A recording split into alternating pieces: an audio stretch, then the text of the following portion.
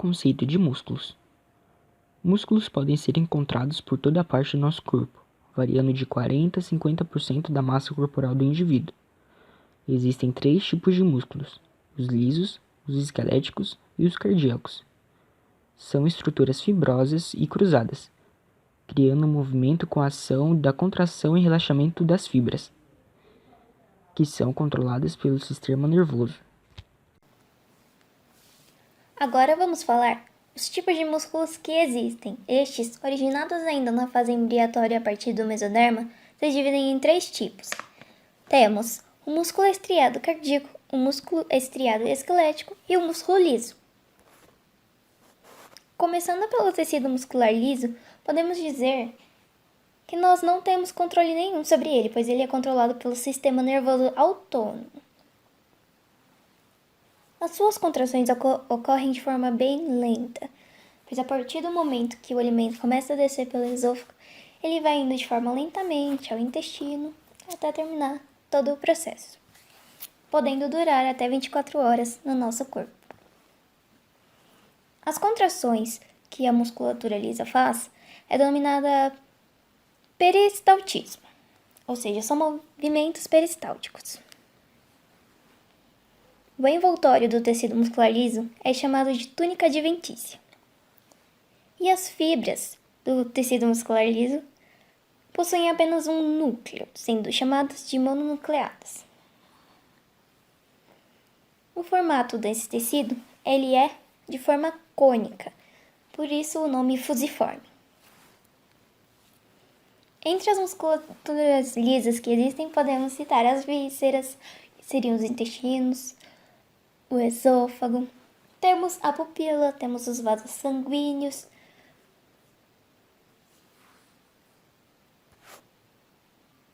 Agora, falando do tecido muscular cardíaco, também podemos dizer que ele é involuntário. Não controlamos o tanto de contrações que nossa musculatura cardíaca irá fazer. A contração também ocorre de forma lenta. E no tecido muscular cardíaco, podemos encontrar discos intercalares. São junções comunicantes entre as fibras musculares. Ou seja, quando tem uma contração nesse músculo, ele todo se contrai, não é apenas uma parte dele, e sim ele todo. As fibras do tecido muscular cardíaco também são mononucleadas, possuindo apenas um núcleo, mas raramente, ainda assim, é possível encontrar 2 núcleos em apenas uma fibra. O movimento da contração do tecido muscular cardíaco é denominado sístole e diástole. Sístole é quando contrai e diástole é quando relaxa. O tecido muscular cardíaco é chamado de miocárdio. Mio, músculo, cardio, coração, músculo do coração. E só existe este músculo que seja cardíaco. Agora falando do tecido muscular esquelético, e o mais importante, não, todos são importantes, mas esse é o voluntário, é aquele que controlamos, pois eles estão conectados nos ossos através dos tendões. Ele não contém disco intercalar, então se queremos pegar uma coisa que não seja pesada, não vamos precisar da força de todo o músculo, de solicitar a força de todas as fibras, não. A gente vai solicitar apenas algumas fibras que são as necessárias para estar pegando aquele peso. Mas se é algo mais pesado, aí sim a gente vai precisar de todas as fibras para fazer um esforço maior. Mas ele não contém o disco intercalar, porque ele não depende de todos para estar completando aquela ação. As fibras não precisam vir todos para estar completando aquela ação. O envoltório dos músculos estriados esqueléticos se chama fáscia muscular. As fibras do tecido muscular esquelético são polinucleadas, ou seja, contém mais de um núcleo em apenas uma fibra. A contração do músculo esquelético é rápida, principalmente para evitar lesões. Por exemplo, se encostamos em algo muito quente, podemos rapidamente exercer o movimento para que não fiquemos lesionados. Agora iremos falar das classificações dos músculos. Quanto à função, teremos os agonistas, que serão os músculos que estarão executando a ação principal, os antagonistas, que estarão se opondo a esta ação, os sinergistas, que estarão auxiliando os agonistas a exercer o movimento desejado, e os fixadores, que estarão estabilizando a origem para que o movimento possa agir de maneira mais eficiente. Como exemplo, temos a flexão de cotovelo, no qual o músculo braquial será o agonista da ação, porque ele está inserido na ulna, fazendo assim o movimento principal. O bíceps será o sinergista, porque ele estará auxiliando o braquial. E o tríceps será o antagonista, que estará se opondo. Enquanto o bíceps e o braquial contraem, o tríceps relaxa. Os romboides serão os fixadores. Agora iremos falar das classificações dos músculos quanto à origem e quanto à inserção. Tendo o bíceps como exemplo, bíceps porque ele possui dois ventres. Dois ventres serão as suas origens. Duas origens bíceps. Tríceps significa que ele tem 3 origens. Quadríceps significa que ele tem 4 origens. Bem, todo músculo esquelético terá pelo menos uma origem e uma inserção.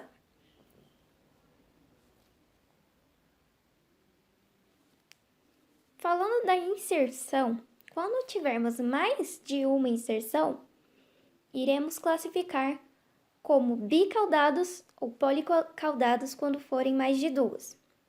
Por exemplo, olhando aí para seu braço, olhando para sua mão, você vai ter a extensão do músculo do cotovelo que vai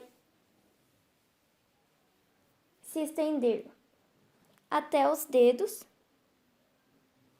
sendo que ele terá uma origem no epicôndilo lateral do húmero e as suas inserções vão ser nas falanges médias e distal dos dedos.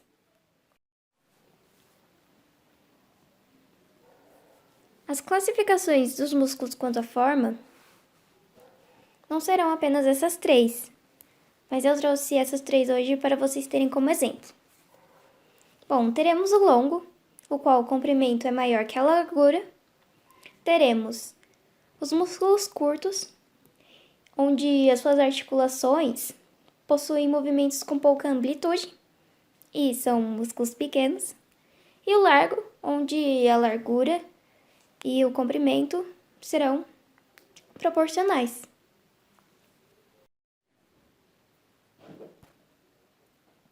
Nas classificações dos músculos quanto à situação, eu estarei apresentando os superficiais e os profundos.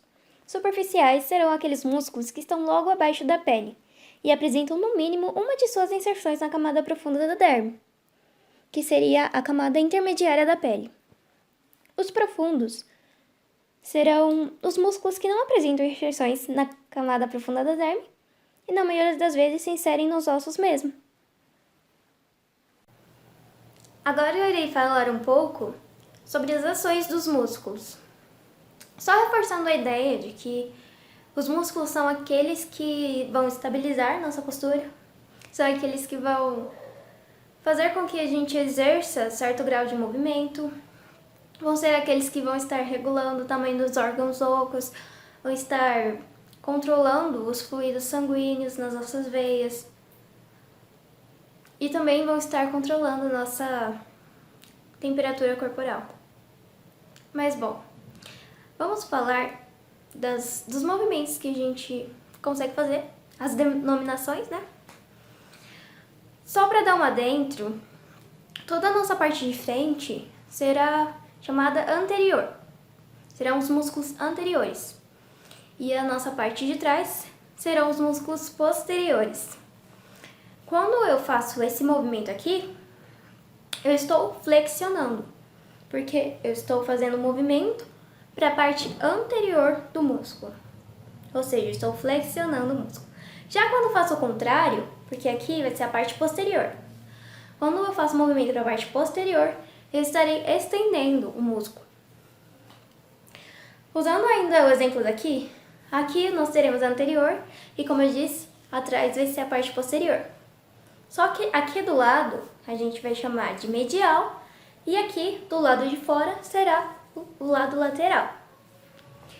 Então, por exemplo, o ombro, que ele faz tudo, né? Ele flexiona, ele estende, ele faz um movimento de abdução, trabalhando a lateral, adução, trabalhando a medial e por aí vai.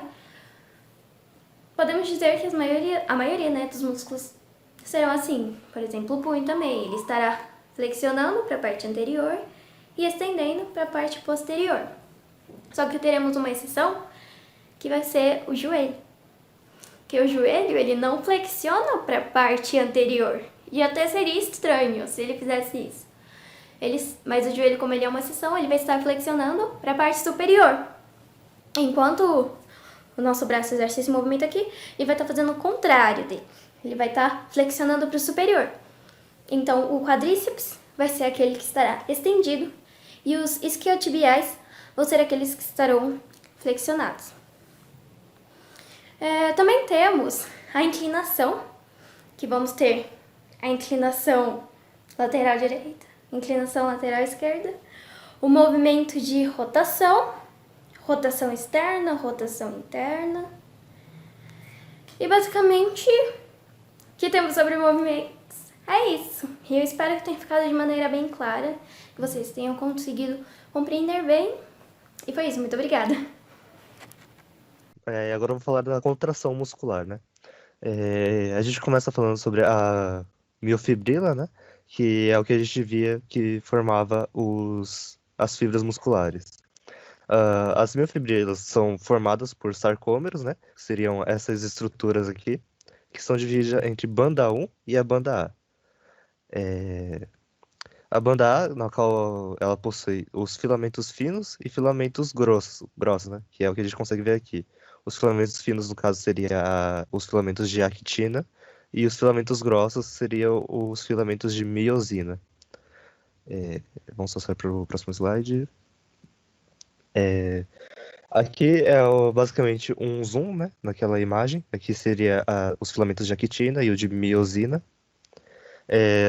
As actinas são formadas por pequenas proteínas em forma de esfera e no qual nós temos campos magnéticos, né, que é o que a gente pode ver nessa representação aqui, essa cabecinha laranja, seriam os campos magnéticos que elas têm nas pontas, né.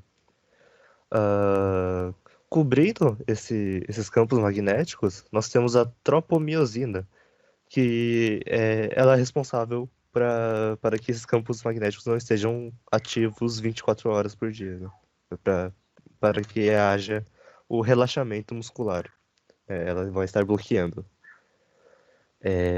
Aí nós temos aqui a outra estrutura chamada de troponina, né? Que ela é responsável pela movimentação da tropomiosina, né? Essa correntinha que bloqueia. Ela é altamente, digamos que volátil, né? Ao entrar em contato com cálcio. Então, ao reagir com cálcio, ela vai estar movendo e junto ela vai estar movendo o filamento aqui, né, de tropomiosina, liberando o campo magnético da actina. Aqui seria o filamento da miosina, né? E aqui seria uma estrutura, né, que a gente chama de cabeça da miosina. E dentro dela nós temos o ATP, né? Que ele é hidrolisado e tal, e vira o ADP, como eu comentei no início da explicação, da apresentação. Aqui também ela vai ter o campo magnético, né? Então, quando o campo magnético da actina for liberado, os dois vão se atrair. Os dois entrando em contato, ocorre a contração muscular, né? O músculo contrai. E para que haja o relaxamento do músculo, a miosina, né? A cabeça da miosina precisa de outro ATP para ser hidrolisado, assim, e aí ele consegue relaxar do músculo. Aqui falar sobre o retículo sarcoplasmático, basicamente é como o cálcio vai reagir com a troponina, né? O retículo sarcoplasmático, ele é uma estrutura no qual vai estar recebendo os sinais eletromagnéticos do cérebro e vai estar repassando isso em formas de impulsos elétricos, né? E vai estar liberando o cálcio pelos túbulos T, que é essa estrutura aqui assim, que vai entrar em contato com a troponina. Então, basicamente é isso a contração muscular, né? O cérebro manda o sinal eletromagnético por meio do retículo sarcoplasmático, ele vai meio que avisar o túbulo T para liberar o cálcio vai estar reagindo com a troponina, que vai mover a tropomiosina, vai liberar o campo magnético e vai estar conectando aqui com a miosina. Essa conexão seria a contração muscular e é isso. Bom, meu nome é Gustavo e eu vou falar sobre os membros superiores, membros inferiores do corpo humano, junto com a cabeça e o pescoço. Tá, eu vou começar pelo crânio, né? O crânio é uma cápsula óssea forte. Ele consiste em duas partes principais, o neurocrânio e o viscerocrânio. O neurocrânio é a parte que envolve o cérebro e é formado de duas partes: a base do crânio, que suporta o cérebro, e a calvária, que fica sobre a base, cobrindo o cérebro.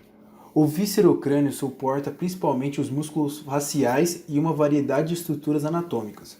Alguns dos ossos da cabeça são o osso frontal, ossos parietais, osso occicipital, ossos temporais e muitos outros. Um fato curioso é de que o crânio é composto por 23 ossos, e para que esses ossos formem uma caixa resistente, eles se conectam por articulações chamadas suturas. Bom, continuando. Na cabeça nós temos o nariz. O nariz é composto por ossos e cartilagens nasais. Dentro do nariz existem duas cavidades no total, separadas por um septo nasal. Cada cavidade contém 3 conchas nasais e drenam as aberturas nasais e os vários seios paranasais localizados na sua cabeça e pescoço. As principais artérias que suprem o nariz são as artérias facial e oftálmica. Já um dos principais nervos é o olfatório. Acima do nariz, como todos nós sabemos, temos os olhos. Resumidamente, os olhos consistem de 3 camadas envolvendo 2 compartimentos gelatinosos nos quais uma lente é suspensa. A entrada é feita pela pupila, que é um buraco central preto controlado pela íris.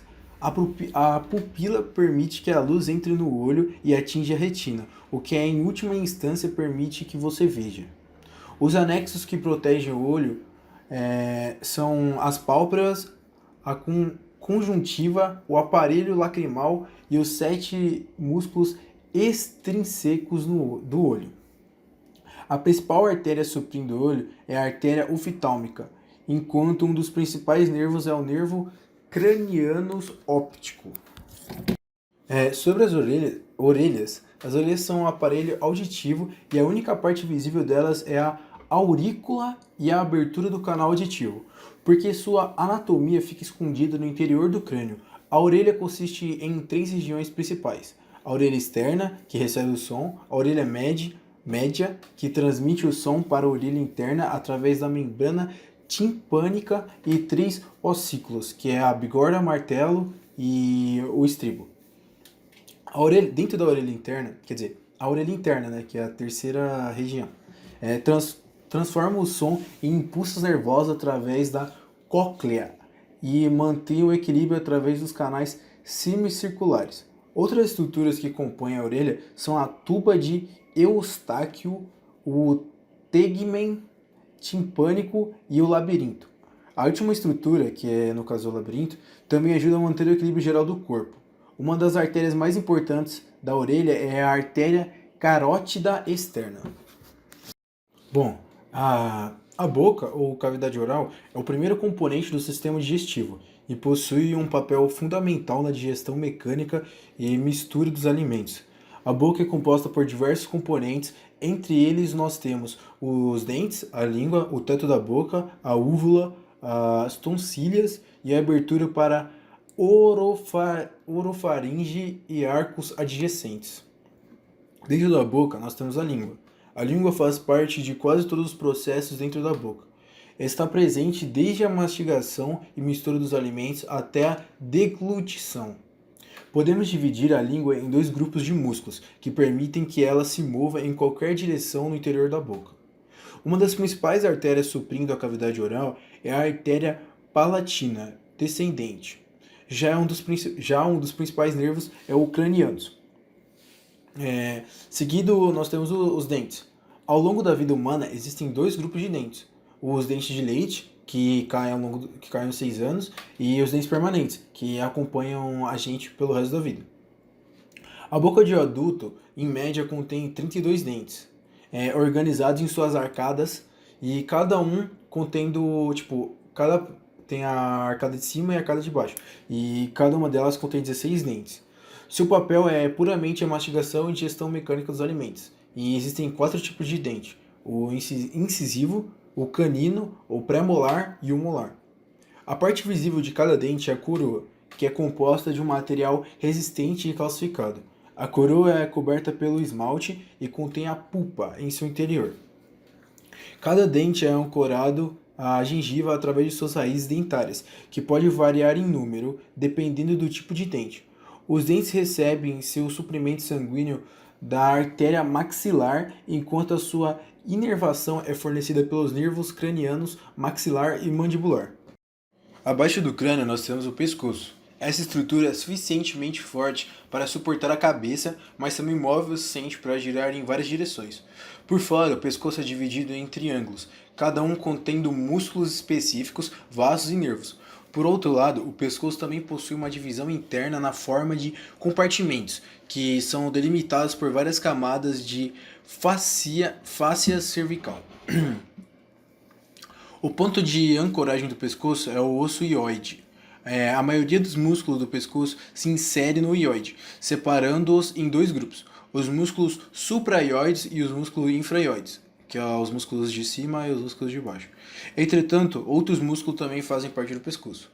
O pescoço abriga 4 grandes estruturas profundas, que é a glândula tireoide, as glândulas pareótidas, a faringe e a laringe.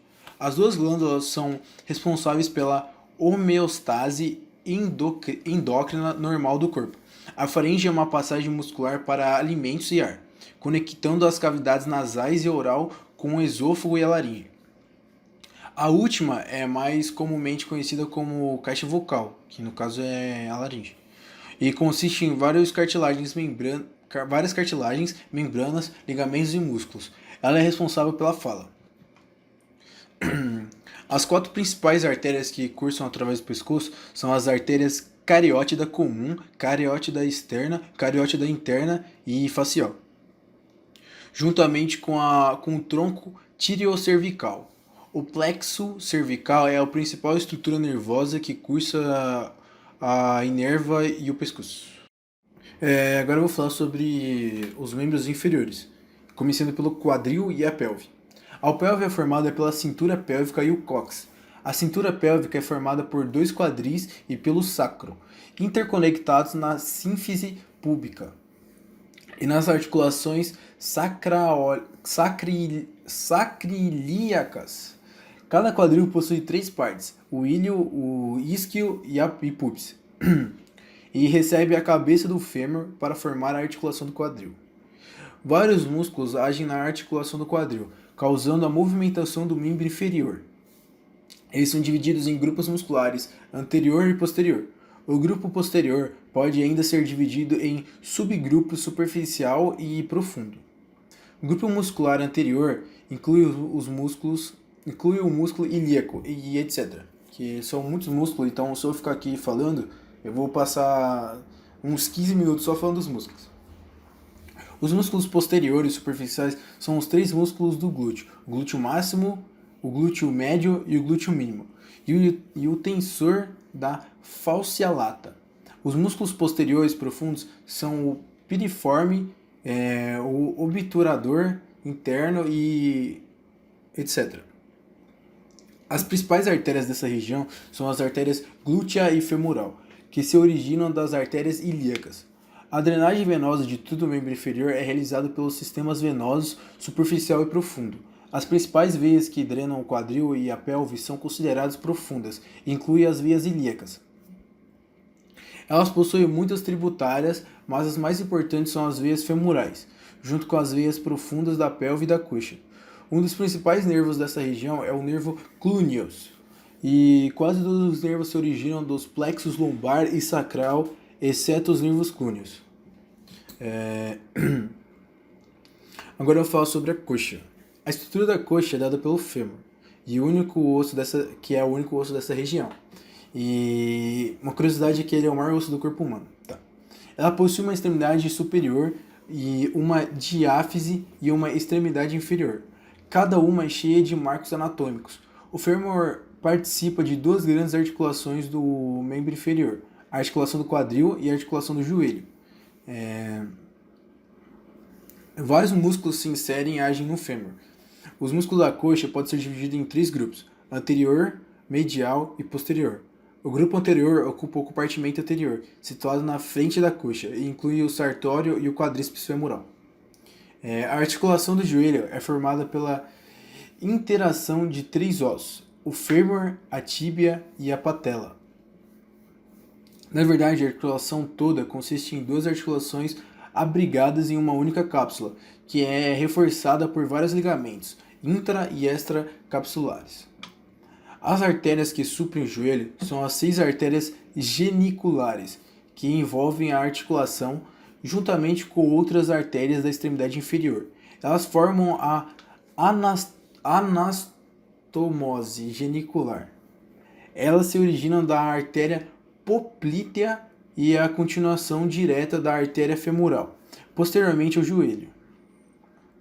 A principal veia do joelho é a veia poplítea, que ela recebe sangue transportado por todas as veias da perna e se esvazia na veia femoral. Os principais nervos do joelho são os nervos geniculares são os nervos geniculares. Os principais ramos do nervo isquiático, ou melhor dizendo, ciático da coxa. Além disso, o joelho é inervado ainda pelo ramo articular do nervo obturador e os ramos musculares do nervo femoral. Embaixo da coxa nós temos a perna. Bom, sobre a perna, os 2 principais ossos da perna são a tíbia, localizada medialmente, e a fíbula, que se localiza mais lateralmente. A tíbia é a maior dos dois, e por isso é responsável pelo suporte de peso. 2 articulações mantêm unidas a tíbia e a fíbula, bem como uma estrutura anatômica chamada de membrana interóssea. A perna é dividida em 3 compartimentos: anterior, posterior e lateral. O grupo muscular anterior inclui o tibial anterior, o extensor longo do hallux e o extensor longo dos dedos e o fibular / peroneal terceiro. O compartimento posterior consiste em 7 músculos no total, dividido nos grupos superficial e profundo. Os músculos superficiais são os gastrocnêmio, o sóleo e o plantar. E esses 3 juntos formam o tríceps sural. Enquanto a camada profunda consiste no poplíteo tibial posterior, flexor longo dos dedos e flexor longo do hallux. Já o compartimento lateral da perna é o menor deles, contendo somente 2 músculos, o fibular e o peroneal longo e curto. As principais artérias que suprem a perna são as artérias tibiais anterior e posterior, juntamente com seus ramos. Os nervos mais importantes são os nervos fibular / peroneal comum e o tibial e o safeno. Agora já o tornozelo e o pé. A articulação do tornozelo, ou articulação talocrural, é uma articulação em dobradiça, capaz de flexão, plantar e dorsiflexão. Ela é composta de 3 ossos: tíbia, fíbula e talos. Dos 3, a fíbula possui apenas um papel funcional secundário, facilitando o movimento do tornozelo, e não formando estruturalmente. Existem 10 ligamentos no total, fornecendo força e estabilidade ao tornozelo, sendo o mais importante deles o ligamento deltoide. Osso chamado talos está envolvido na articulação do tornozelo. O osso chamado talos está envolvido na articulação do tornozelo. Entretanto, esse é um dos ossos do pé, que inclui 7 ossos tarsais: calcáceo, talos, navicular, cuboide e cuneiformes, bem como as metatarsos e falanges. Eles são mantidos unidos por várias ligações, sendo os mais conhecidos os ligamentos colateral e os ligamentos plantares longos do pé. Vários músculos se ligam aos ossos do pé. Eles se dividem em 4 grupos: central, lateral, medial e dorsal. Agora eu vou falar sobre os membros superiores, começando pelo braço e do ombro. A articulação glenomeral é uma das articulações associadas com a cintura escapular. Ela é simplesmente a articulação entre a fossa glenoidal ou cavidade glenoide da escápula, uma depressão que se projeta lateralmente e a cabeça do húmero. O ombro é a região onde o membro superior se prende ao tronco. Os ossos dessa região são a clavícula, a escápula e o húmero. Alguns dos músculos do ombro são deltoide e trapézio. Os nervos dessa área se originam do plexo braquial.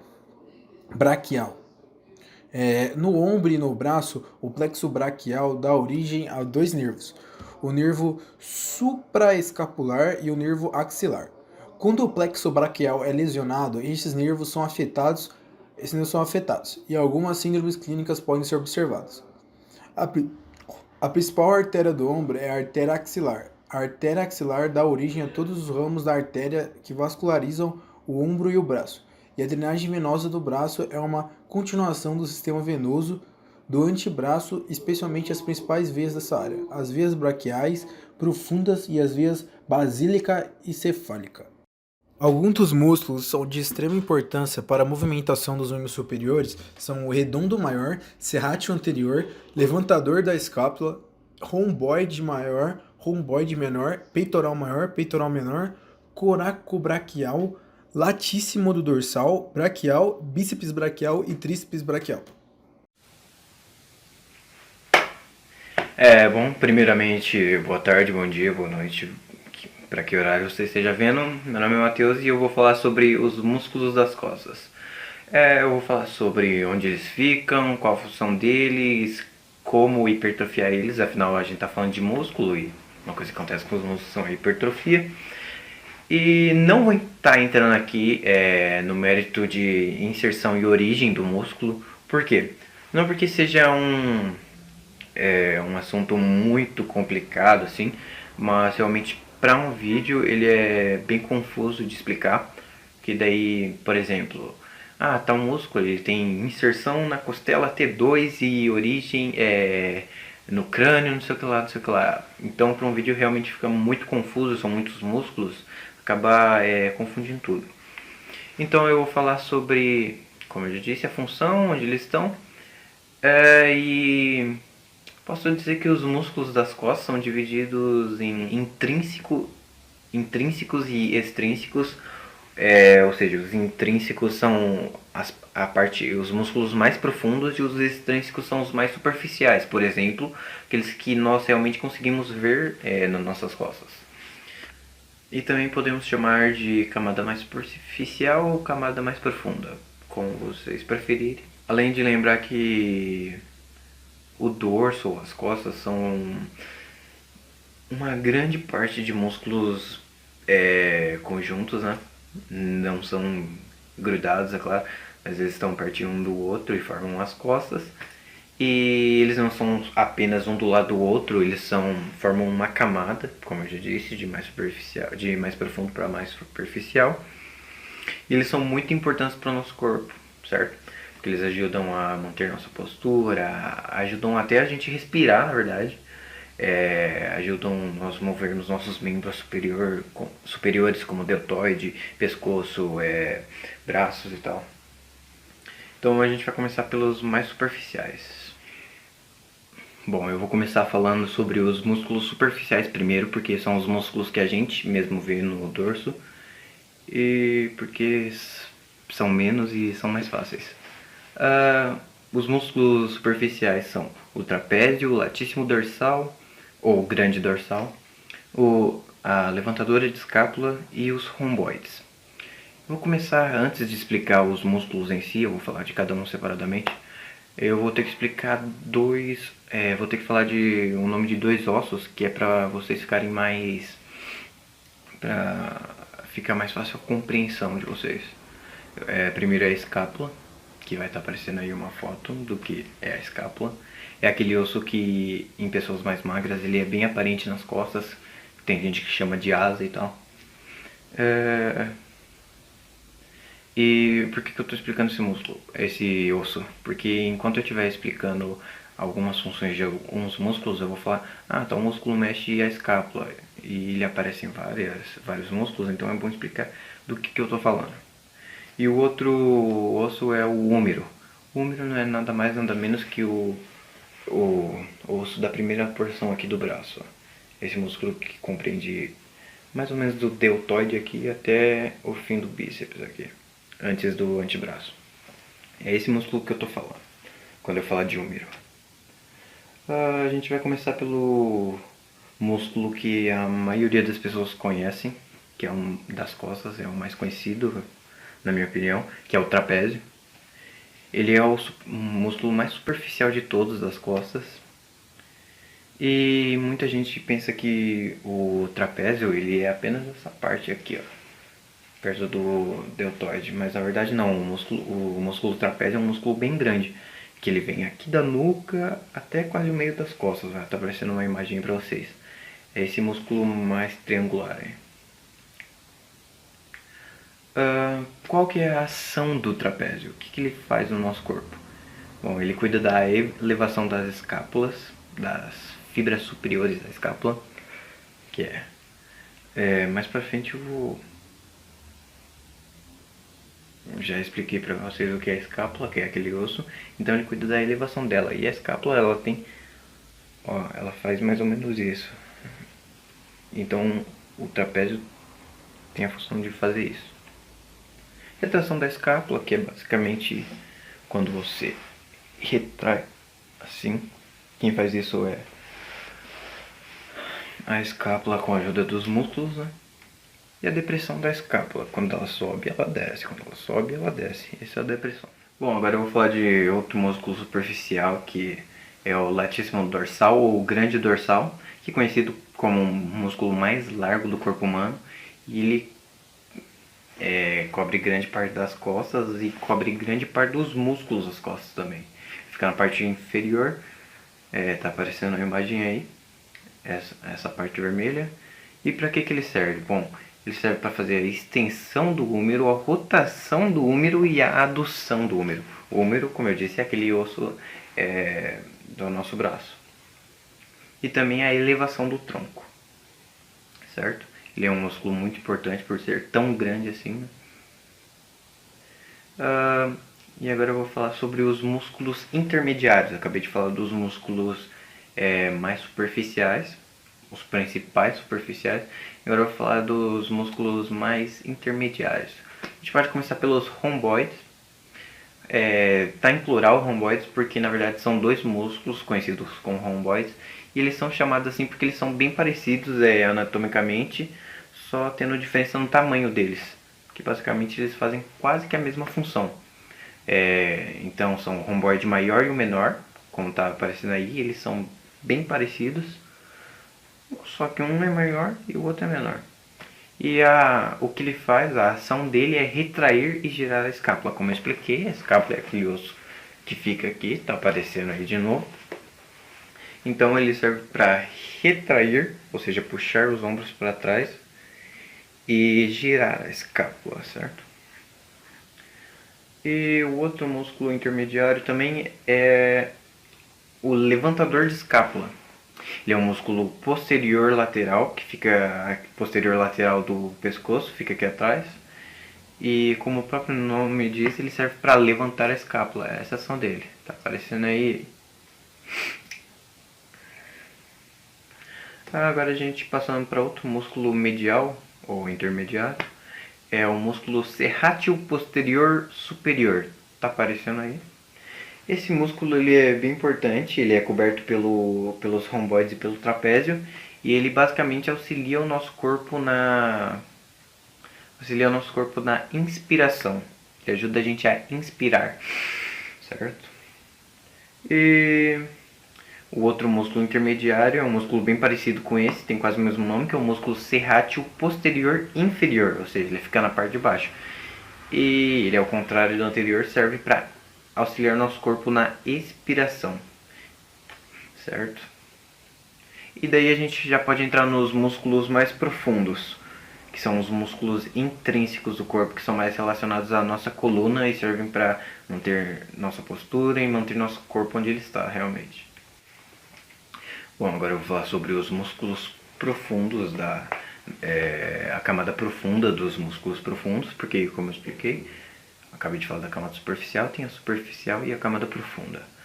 Bom, na camada profunda eu posso começar citando os músculos semi-espinhal, que são divididos entre o pescoço, o tórax e a cabeça. Tá aparecendo aí na tela para vocês como é que ele é. E qual que é a função desse músculo? Bom, basicamente o músculo semi-espial ele tem a função de estender a região cervical e a região torácica da coluna, ou seja, a região cervical é a parte da coluna vertebral que compreende essa parte do pescoço. Então, a parte do pescoço. Ele estende essa região e também a região torácica da coluna. E ele pode rodar também essas regiões, cada uma unilateralmente. Também pode citar o músculo rotador e o multifídio. Vou começar falando sobre o rotador, tá aparecendo aí na tela a imagem. E ele serve para quê? Para a estabilização e a extensão da coluna vertebral, ou seja, mais do mesmo. Né? E o multifídio também serve para a estabilização e a extensão da coluna vertebral, certo?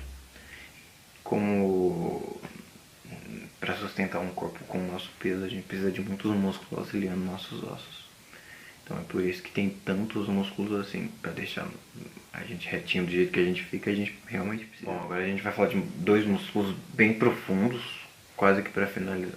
Basicamente para finalizar os principais músculos do dorso, que eu contei, porque na verdade tem muitos outros, só que daí ficaria confuso, ou muito longo, ou muitos músculos que fazem a mesma coisa. E também porque procurar anatomia de músculo na internet é muito difícil. Existem muitos nomes, é muito difícil achar uma imagem que realmente mostre que músculo que é aquele. Muitas imagens são muito confusas. Então, para finalizar, eu vou falar aqui do músculo interespinhal e do intertransversal. O músculo interespinhal está aparecendo aí para vocês e ele serve para a extensão da coluna vertebral. Ele é bem profundo, né? E o músculo intertransversal ele serve para a inclinação da coluna vertebral, certo? Está aparecendo aí para vocês também o músculo intertransversal. Agora, uma coisa bem importante a se falar é que para quem geralmente pessoas normais assim que treinam 3 vezes por semana numa academia não vão ter músculos aparentes nas costas. Geralmente chega a aparecer um pouquinho de trapézio, às vezes uma árvore de Natal, que vai estar aparecendo aí na tela o que é a árvore de Natal. Ela é chamada assim porque o formato que ela faz perto do grande dorsal é de uma árvore, certo? Basicamente pessoas normais assim que treinam para manter a saúde quase que não vão ter. Músculos do dorso realmente são bem difíceis de desenvolver, de hipertrofiar, né? Uma pessoa que treina mais forte é um músculo difícil assim de hipertrofiar. Isso por quê? Porque, por exemplo, para treinar bíceps, você precisa realmente treinar de uma forma eficiente, você precisa se concentrar no músculo, você precisa saber o que está fazendo e você precisa manter ele em constante tensão para assim ele microlesionar as fibras, né? E quando você está treinando costas é muito difícil você ter consciência corporal da parte das costas que você está treinando, porque não basta você mover um peso de um lado para o outro. Que se você fizer um treino de costas, movendo basicamente sem ter a consciência corporal de que você está treinando costas, você vai pegar mais braços do que tudo, na verdade. Pegar ombro e braço, mas não vai pegar as costas. É por isso que tanta gente tem dificuldade em hipertrofiar as costas. E não são só os músculos superficiais das costas que são hipertrofiados, não são só o trapézio ou o grande dorsal. Também os músculos mais intermediários também são hipertrofiáveis, mas os profundos você não consegue nem chegar lá. Então, uma pessoa que tem um grande volume de dorsal, volume que eu quero dizer é quando os músculos parecem mais 3D. Largura é de lado e quando eu falo volume é mais 3D, certo? Mais pra frente. Uma pessoa que tem um grande volume de dorsal, na verdade ela tem que treinar bastante os músculos superficiais e os intermediários. Por quê? Um músculo intermediário, por exemplo, o romboide, que ele move a escápula. Quando você está fazendo um treino com consciência corporal total, você acaba ativando o romboide. Isso faz com que ele, com o tempo, vai hipertrofiando. E como ele vai hipertrofiando e ganhando mais tamanho, ele acaba empurrando o trapézio para frente. Ou seja, você acaba ganhando mais volume ainda de dorsal. Mas muitas pessoas não têm essa consciência corporal de treinar as costas. Por exemplo, o exercício essencial para as costas são a barra fixa, né? E muitas pessoas acham que a barra fixa serve para treinar braço, bíceps. Também pega um pouco de bíceps, existe uma maneira de você treinar bíceps na barra fixa, só que o principal mesmo é treinar as costas, desenvolver, por exemplo, um grande dorsal, você acaba desenvolvendo um pouco. Falando sobre os músculos do dorso, eu achei importante realmente falar uma maneira de você hipertrofiar ele, que é com a consciência corporal. E agora eu vou mostrar uma foto de uma dorsal super desenvolvida, com músculos super desenvolvidos, que é uma imagem de um fisiculturista. Por quê? Porque assim eu posso mostrar, sem aquelas imagens feitas no Photoshop, eu posso mostrar uma imagem real de como os músculos realmente se parecem. Só que a imagem que eu vou mostrar é de um fisiculturista. Nunca que uma pessoa normal vai chegar a esse volume dos músculos das costas, né? Então não levem isso aqui achando que vai ficar desse tamanho e tal. Porque essas pessoas, elas comem 7 vezes por dia, elas usam esteroides, elas usam comida em pó, que eu esqueci o nome agora, certo? Então eu só quero mostrar essas costas super desenvolvidas porque é mais fácil de ver os músculos. E eu vou mostrar no meu próprio PC aqui, na câmera mesmo, porque assim eu posso demonstrar com o dedo do que eu tô falando. Esse aqui é o fisiculturista, o nome dele é Samir Banu. E então, como vocês podem ver, são músculos muito desenvolvidos, muito hipertrofiados, muito volumosos.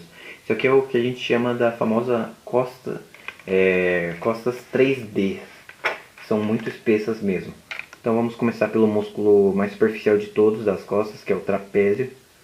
Então, muita gente acha que o trapézio é só essa parte aqui, mas na verdade não, ó. Ele vem aqui da região cervical, ele desce até aqui, vai até quase o meio da coluna, certo? Ó. Ele é isso aqui, ó. Tudo isso, ele é muito grande. Aqui nós temos a escápula, aqui temos o redondo maior. Eu não falei dele, mas tá aqui. Ele é o redondo maior. E também tem, como tem um redondo maior, tem um redondo menor. Só que o redondo menor fica debaixo do deltoide. Então não dá pra ver. E aqui nós podemos ver a grande dorsal. É isso aqui que eu tô passando com o meu dedo. A grande dorsal tem esse formato. Dos dois lados, é claro. Então é realmente um músculo muito grande. E aqui não tem músculo. A borda do grande dorsal que forma o que nós chamamos de árvore de Natal, certo? Que tem esse nome porque é basicamente um triangulinho que parece uma árvore de Natal. E essa parte que não tem músculo superficial. Então, para ter árvore de Natal, o que as pessoas fazem? Elas desenvolvem a grande dorsal e eles, conforme vão queimando gordura, eles acabam queimando gordura também daqui. Então fica basicamente uma plataforma que é muito mais baixa que aqui. E aqui nós temos também o braço, com bíceps, tríceps, antebraço, deltoide, certo? Então isso aqui não é algo que vocês devam tomar como exemplo de que vão conseguir, se alguém estiver pensando em treinar aí, mas realmente mostra os formatos dos músculos do dorso. Peitoral maior. O músculo peitoral maior é forte e em forma de leque. Ele participa também na formação da parede anterior da axila. Sua origem vem de 3 partes. A primeira parte, a clavicular, que é da metade medial da clavícula. A segunda parte é a esternocostal, que é da segunda a sétima cartilagem costais. E a terceira e última, a parte abdominal, que é da camada anterior da bainha do reto. Sua inserção é no tubérculo maior do úmero, tendo a função de adução e anteversão do ombro, rotação medial do braço, retroversão do braço e expansão da caixa torácica. Serrátil anterior. O músculo serrátil anterior tem esse nome devido ao fato de possuir contornos serrilhados ou em forma de dentes de serrote. Revestindo a maior parte da lateral do tórax, é facilmente identificado e bem visível quando bem definido. Sua origem é da primeira à nona costela. A sua inserção é da borda medial da escápula. A sua função é movimentação e estabilização da escápula, elevação do braço acima de 90 graus e compressão da caixa torácica, facilitando o ato de inspiração do ar. Abdominais anteriores. Os músculos abdominais anteriores fazem parte da musculatura da parede abdominal. Eles tensionam a parede abdominal anterior junto com os músculos abdominais laterais. A sua origem é no pubis. A sua inserção é na quinta e na sétima cartilagem costais e apófise xifoide. Função é de flexão do tronco, estabilização da coluna vertebral, compressão da parede abdominal, aumento da pressão intraabdominal e ajuda na respiração.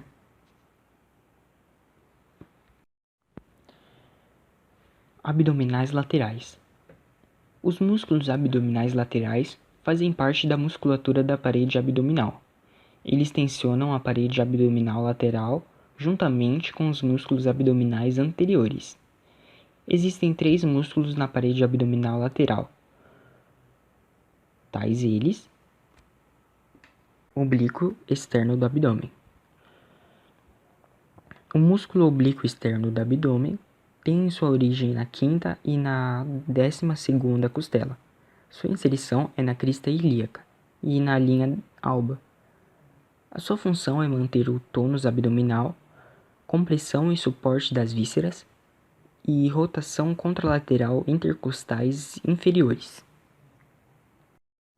Oblíquo interno do abdômen. O músculo oblíquo interno do abdômen tem sua origem na fáscia toracolombar, crista ilíaca e ligamento inguinal. A sua inserção é nas cartilagens costais inferiores e linha alba, ou seja, eles têm o ponto de origem e inserção ao contrário, tendo suas fibras cruzadas. Sua função é de compressão das vísceras e rotação ipsilateral do tronco. E por último, o músculo transverso do abdômen. Sua origem é na superfície interna das cartilagens costais inferiores, na fáscia toracolombar e na crista ilíaca. Sua inserção é da linha alba. E a sua função é compressão das vísceras abdominais. O peitoral menor é um poderoso músculo rotador inferior e rotador medial da escápula, sendo um dos principais culpados pelo ombro para frente ou prostração cervical. O músculo peitoral menor é profundo ao músculo peitoral maior. Suas inserções são próximas, vão da 3ª à 5ª costela. A inserção distal é no processo de carracoide da escápula. O músculo peitoral menor é profundo ao maior. A diferença dele é que não possui uma isenção no úmero. Dessa forma, a atuação do peitoral menor está relacionada com a escápula, o ponto de isenção superior, e com as costelas no ponto de isenção inferior. A função do peitoral menor atua na estabilização da escápula quando seu ponto fixo está na costela, mas pode atuar também na mecânica ventilatória, na fase de inspiração forçada, quando o ponto fixo é o processo de carracoide. Subclavil. É um pequeno músculo localizado entre a clavícula e a primeira costela, com a função principal de estabilizar a ativa da clavícula durante o movimento do ombro e do braço. Por ser muito pequeno, ele não é facilmente palpável. Para outro lado, ele possui um importante papel fisiopatológico na síndrome da costoclavicular, um dos 3 tipos de síndrome de desfiladeiro, mais conhecido como SDT, gerando dor e desordens circulatórias no braço. Assim, ele se encontra atrás do peitoral maior.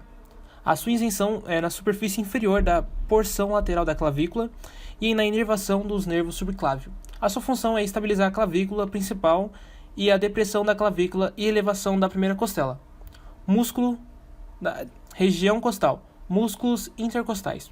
Os músculos intercostais são um grupo de músculos intrínsecos da parede do tórax, ocupando um espaço intercostais. Esses músculos têm um importante papel no mecanismo da respiração.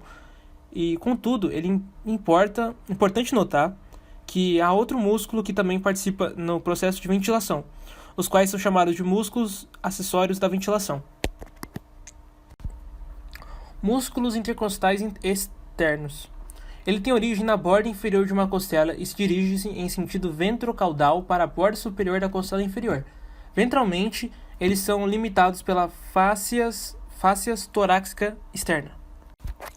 Músculos intercostais internos. Se originam na borda superior da costela e inserem ventrocranialmente na borda inferior da costela superior. A origem é na borda inferior do lábio interno, da primeira até a 11ª costela. A isenção é na borda superior da costela subjacente. A inervação é nos ramos intercostais anteriores da T1 e a T11. A sua ação é a ajuda na respiração abaixando as costelas. A sua função tem a tarefa dos músculos intercostais é tensionar os espaços intercostais durante a inspiração e suportar todo o mecanismo respiratório. A contração dos músculos intercostais externos causa uma elevação da costela, os músculos inspiratórios, quando tanto os músculos intercostais internos quanto os íntimos abaixam as costelas. Elevadores das costelas. A inserção superior no processo de transverso da 7ª vértebra cervical até a 11ª torácica.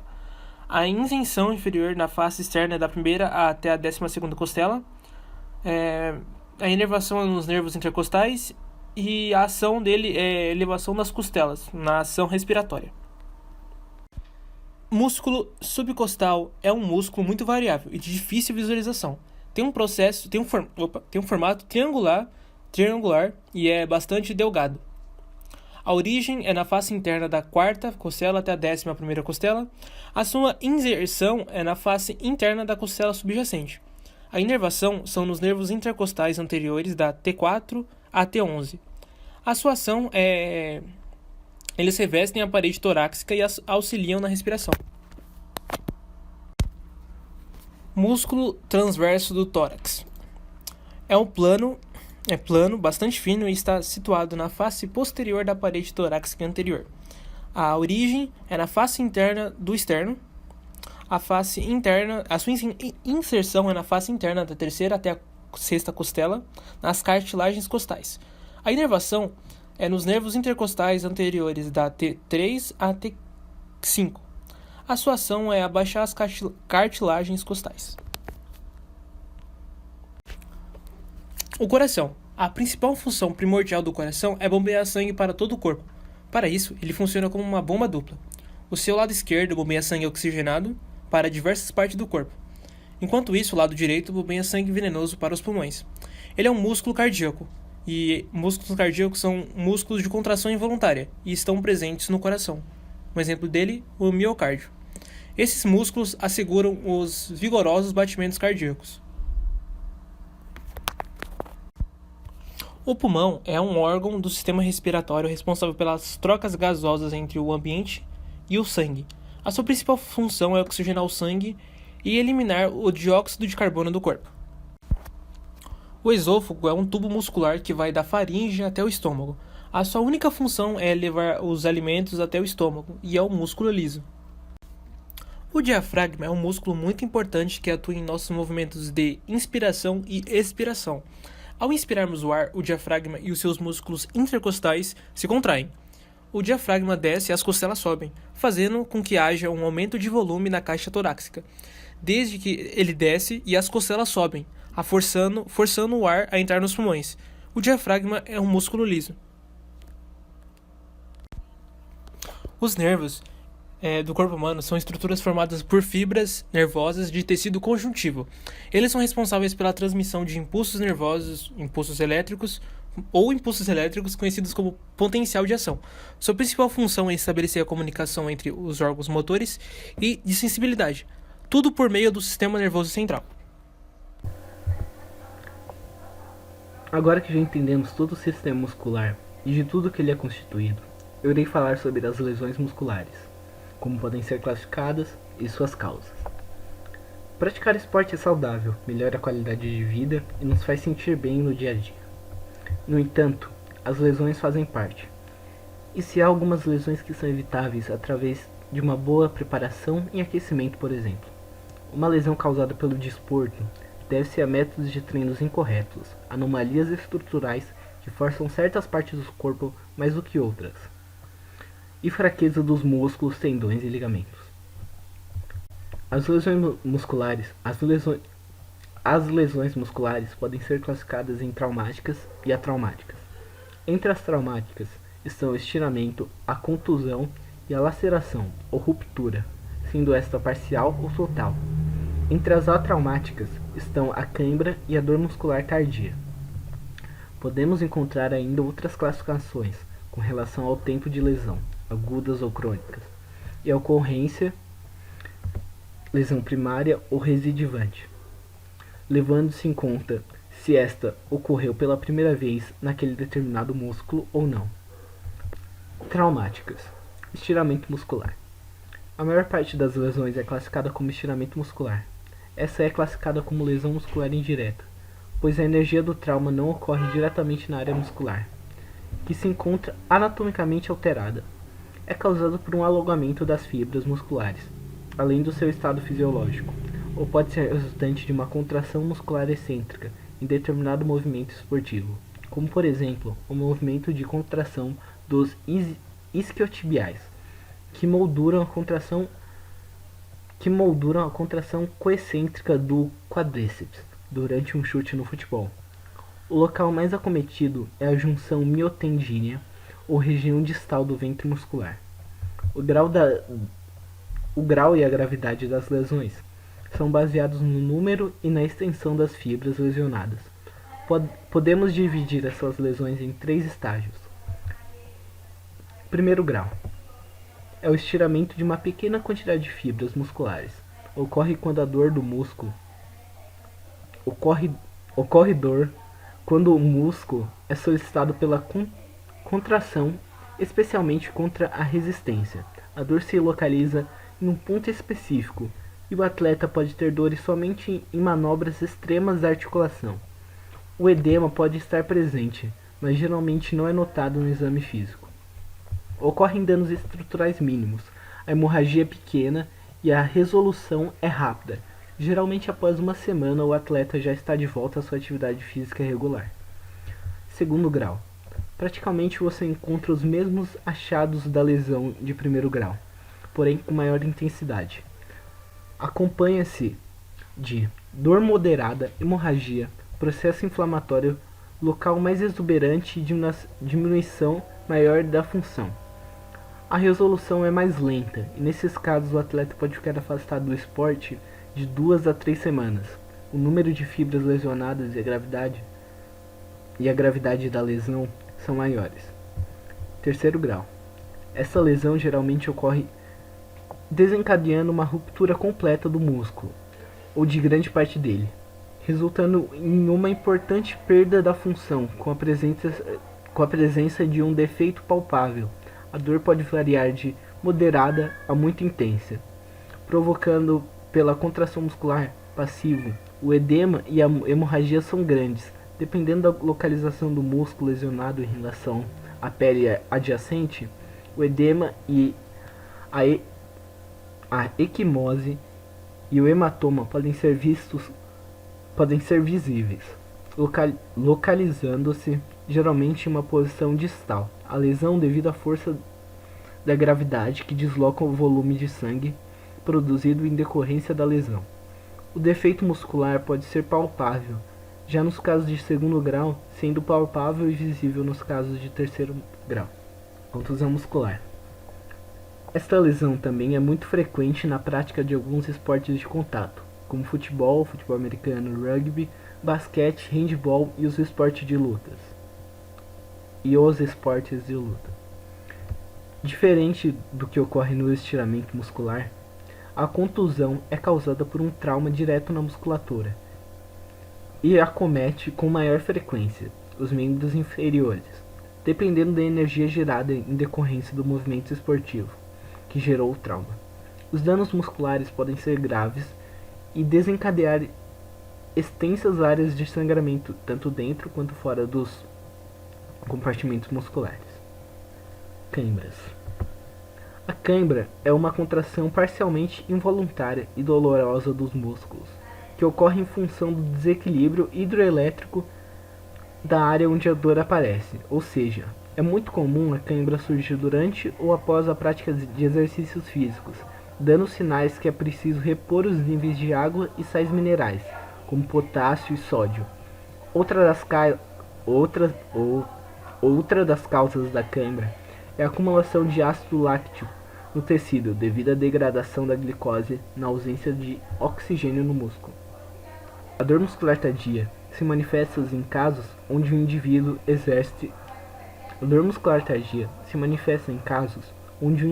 exerce uma carga de exercício muscular vigoroso sem ter o necessário preparo físico.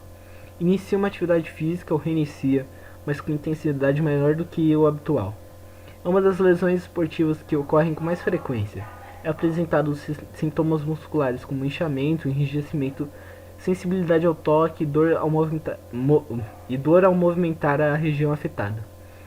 Esses surgem algumas horas após a atividade, com aumento progressivo da dor nas próximas 24 horas, e a diminuição gradativa em um prazo de aproximadamente 72 horas.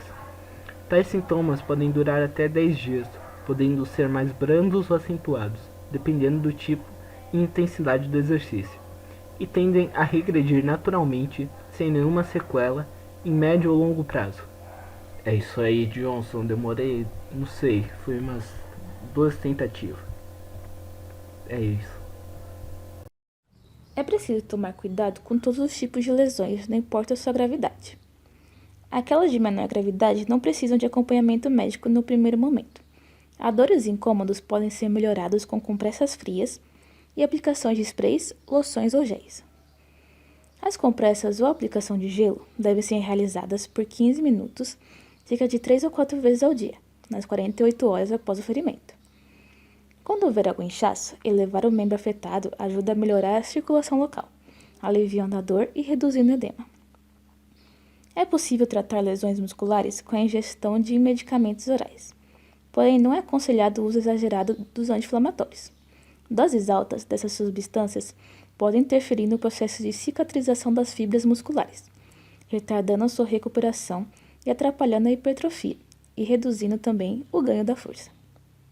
O ideal é utilizar apenas analgésicos ou relaxantes musculares, para ajudar a minimizar a dor e diminuir a tensão. No caso dos anti-inflamatórios, eles somente devem ser ingeridos se você já tiver recebido essa indicação de um médico. As lesões de maior gravidade necessitam de acompanhamento especializado. Isso porque o médico realizará exames para analisar a extensão das rupturas e ainda indicará medicamentos adequados para melhorar a recuperação das fibras musculares.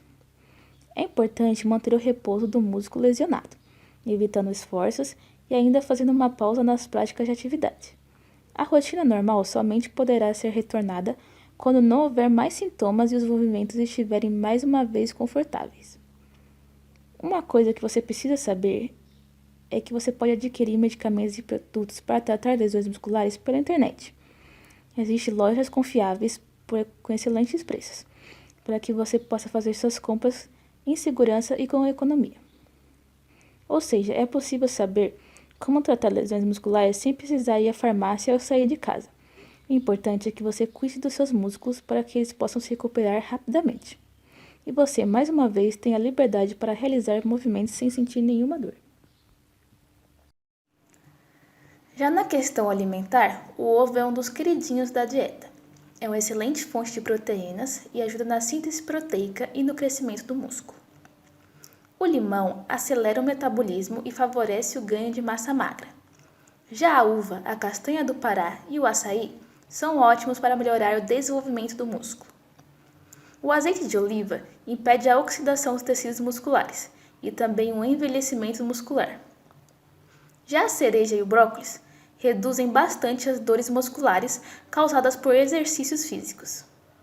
O espinafre contém octaconazol, que aumenta a captação de oxigênio pelos músculos, trazendo mais energia. A carne vermelha contém vitamina B12 e é ótimo para o ganho de força. O último, mas não menos importante, a água. 70% dos nossos músculos são compostos por água. Deixá-los hidratados faz com que assim eles fiquem mais volumosos e definidos.